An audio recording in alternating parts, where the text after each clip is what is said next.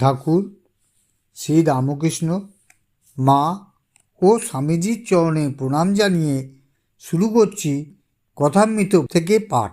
আজ শোনাব শ্রীমকথিত শ্রী শ্রী রামকৃষ্ণ কথামৃতের প্রথম ভাগের অষ্টম খণ্ডের দ্বিতীয় পরিচ্ছেদ। আগের দিন শুনিয়েছিলাম প্রথম পরিচ্ছেদ। অনুগ্রহ করে পুরোটা মন দিয়ে শুনবেন। যদি ভালো লাগে একটি লাইক করে আপনাদের বন্ধু বান্ধব আত্মীয় স্বজন ও রামকৃষ্ণ অনুরাগীদের শেয়ার করে দেবেন।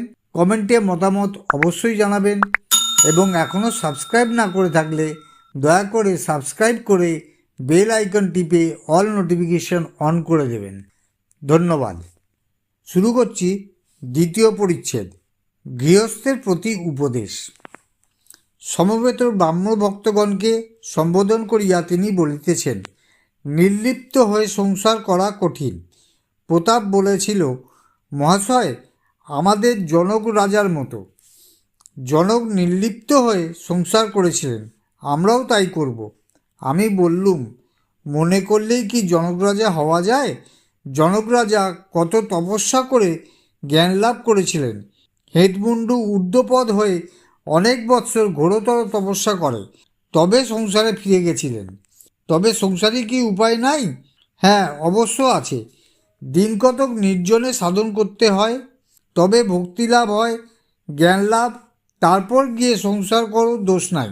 যখন নির্জনে সাধন করবে সংসার থেকে একেবারে তফাতে যাবে, তখন যেন স্ত্রী পুত্র কন্যা মাতা পিতা ভাই ভগিনী আত্মীয় কুটুম্ব কেহ কাছে না থাকে। নির্জনে সাধনের সময় ভাববে, আমার কেউ নাই, ঈশ্বরই আমার সর্বস্ব, আর কেঁদে কেঁদে তার কাছে জ্ঞান ভক্তির জন্য প্রার্থনা করবে।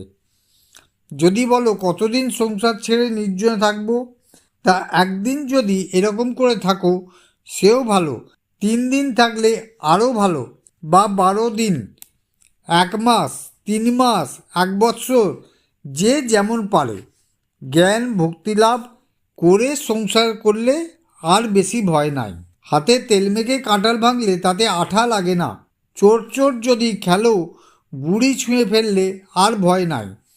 একবার পরশমণিকে ছুঁয়ে সোনা হও, সোনা হবার পরে 1000 বৎসর যদি মাটিতে পোতা থাকো, মাটি থেকে তোলবার সময় সেই সোনাই থাকবে। মনটি দুধের মতো, সেই মনকে যদি সংসার জলে রাখো তাহলে দুধে জলে মিশে যাবে।